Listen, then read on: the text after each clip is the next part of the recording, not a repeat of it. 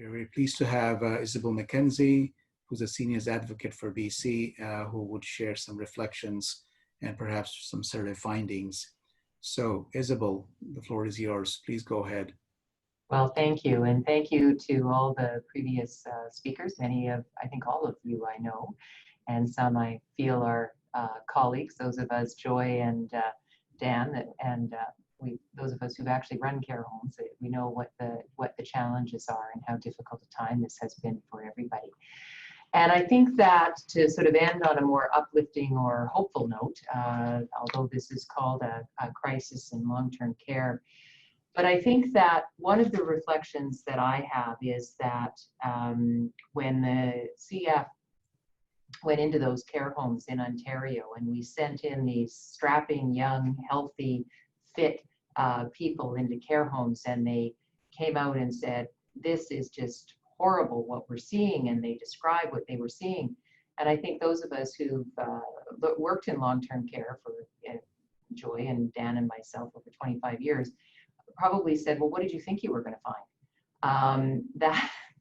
That is life in long-term care, that people have to wait, that it's not as individual as we would like it to be, and that there's a difference between what some people think is going on and what's going on. And one of the things that has happened in this is we need to remember most people in Canada and in British Columbia are never touched by long-term care. They don't know anybody in long-term care. They're never going to be in long-term care. You know, we only have, what is it, about 33,000 people in long-term care at any one time out of a population of 5 million people. So when you do all the math, you realize that part of the challenge of getting the changes and the will that we need to get the changes that we need is to get people to care. And one of the positives that's come out of all of this is that when this was revealed, the public met this revelation with outrage, and that it wasn't acceptable, and that they do care.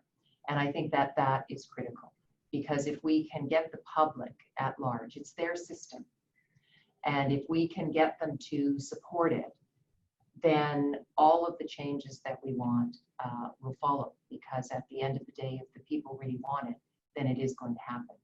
Because I think the other reality that is dawning on certainly, I think, the decision makers is there's no solution that doesn't cost more money. And yes, some of it is reallocating money, and some of it is, as some of the speakers have spoken to, ensuring that public dollars are being spent in the way that is supporting the public interest in long-term care. That's true. Some situations are more about reallocating money that's already out there, but there's no universe in which there isn't going to be more money needed. And when my office undertakes all the reviews and we see all of the various data from all of the care homes, publicly funded care homes in the province, you're struck by, first of all, the diversity, that some are struggling, others aren't, frankly, and that you're going to have to help those who are struggling to be able to make sure that they can provide an environment where our seniors who live in long-term care get the care and comfort and affection that they need. And we know that that is going to come. There's a component in long-term care that is about clinical care and is about nursing care, but 70% of it is about our care staff, our care aides. That's who, when we think about what matters to the people who live in long-term care, Joy and Dan, we fuss around in the background a lot, maybe more Joy and myself than Dan. We look at all these indicators, we chart things, what are the falls, what's the weight, we look at, what's the medication reconciliation, we look at all of that. But if we step back and said, on a day-to-day basis of the person who's living in this care home, who has come here for effectively the last 2 years or so of their life, what matters to them are those daily conversations that they're going to have. Are they going to be able to have their lunch? Is somebody going to be able to help them? When they go into a room, is there somebody that's going to be able to help them to participate? Those are the things that are really about bringing meaning to the life of the person in long-term care. A large piece of that is about our staffing, and I think a large piece of a number of staffing challenges that we face as we not just equalize the wages, that's only part of it. It's then what those wages are and who we're going to attract to be carried as a profession. We will see over time that some of the issues we're facing around shortages in recruitment, et cetera, will be remedied to some extent by showing how valuable this job is. And part of it, a big part of it, is in the hourly wage. But then there have to be enough hours at that hourly wage, because all of us live in a world where it's how much money do we make each year, not how much money do we make each hour. And so we're going to have to address that in how we staff our long-term care homes. And it's a very technical issue, and I appreciate that a number of people participating in this webinar may find it a bit mundane to talk about, but it's very important that we've got to find a way to create the full-time work. And that may require us to rethink who does what in long-term care.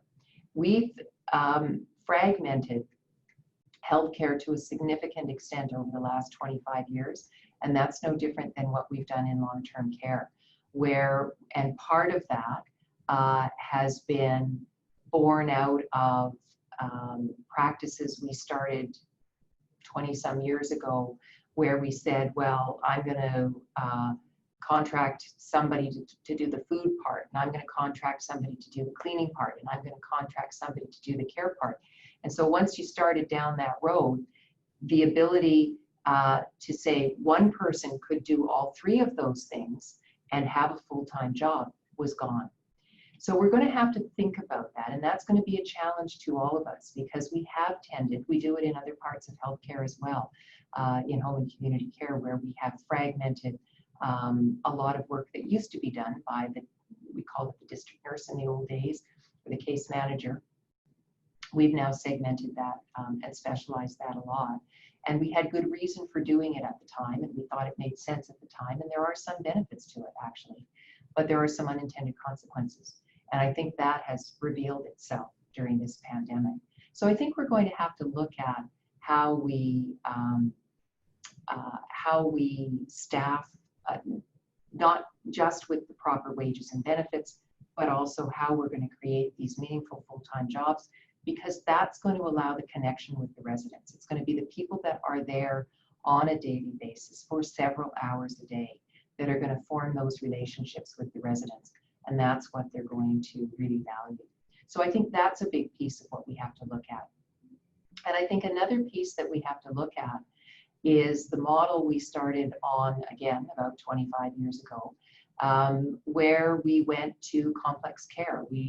I was part of the group. I mean, we looked at it and we said, well, we don't want people to move. And so when they go into care, we're going to have one category called complex care, and you're never going to have to move to extended care if you come in at intermediate care. And that was it made a lot of sense at the time. We didn't have a lot of good data back in those days. And if we had, we probably would have seen that the trajectory isn't quite what we thought it was, and that most people probably wouldn't move, and that the unintended consequence of creating complex care as the category of licensed care is we've thrown a lot of people together who have very different, when you look at the spectrum of care needs in a particular care home, you see a wide variety. And so you have to ask yourself, how are we meaningfully and effectively providing programming and social stimulation and the rest of it to this wide variety of people? Because if you're meeting the needs of this group of people, you're not meeting the needs of this group of people. And we certainly found that when we surveyed all of our residents and family members back, I think it was 3 or 4 years ago, and we asked a lot of questions. some of them on this meaningful engagement. And what we found was about half the people said, there's nobody here I have anything in common with, and there's nobody here I really can talk to about what matters to me, and nobody really asks my opinion about anything. Now, half felt more positive about it. I mean, that's always the challenge, that in any care home out there, you're going to find people who think it's pretty good, and you're going to find people who think it's pretty bad, and yet it's the same care home. And part of that is obviously different expectations, but also a big part of it is maybe it does work well for this group of people, but it doesn't work well for this group of people. And we've put them all together. And so how are we going to look at that going forward? You know, we often talk about this De Hoogeweg dementia village in the Netherlands, and it's the, you know, it was the greatest thing since, there's always a greatest thing since popcorn at some point in time. And so we all decided it was about the creating the village, and it's all about, you know, they can cycle to the chocolate shop and they can go and get a beer when they want, important elements. But one of the big elements that makes it successful is that they group people together by interest. And they only group 6 of them together, by the way, and we've morphed that quite a bit. I was involved in the first dementia house in British Columbia, and we stretched it to 15.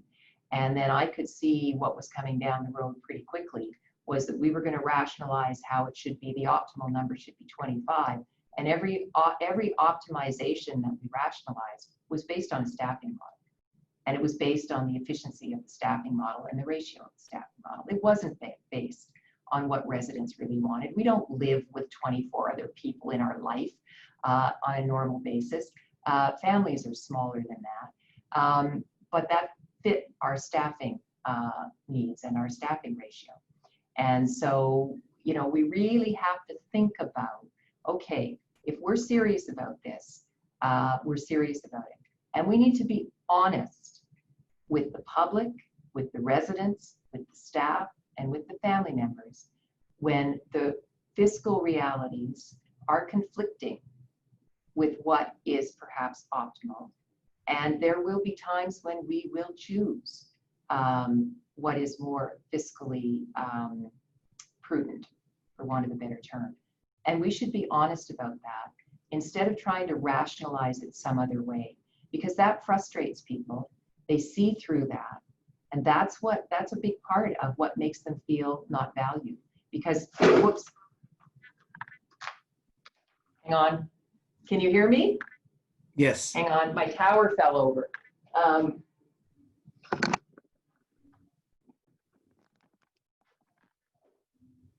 Can somebody give me a thumbs up if they can hear me? We can hear you. Thank you. My computer just fell over on the floor. I kicked it by accident. So, you know, people, part of what is going to make people feel less valued is when they feel they aren't heard. And when they're trying to tell us things aren't great, and we're trying to parrot back to them why it is great, they feel not valued because they're not being listened to, rather than acknowledging, you know what, it's not great. And we know it's not great, and we're sorry it's not great, and we're going to try to fix it. But these are the things we have to do in order to fix it. And I think if we, you know, getting back to the very beginning of my reflections, which is, if there is a strong public will and or public demand for the changes that need to happen, there will be the ability to make those changes happen. And I think that what we all have to do now is ensure that this groundswell of public support for seniors and outpouring that we've seen over the course of this pandemic is sustained once we're through the pandemic. All these, COVID didn't cause all the issues that Joy has talked about in her care home and Dan has talked about in his. COVID didn't cause those. They were there before. COVID revealed them. COVID potentially exacerbated some of them. But we had these issues before. And the fix to them, some of the fixes are going to be difficult to meaningfully do until we're on the other side of this pandemic.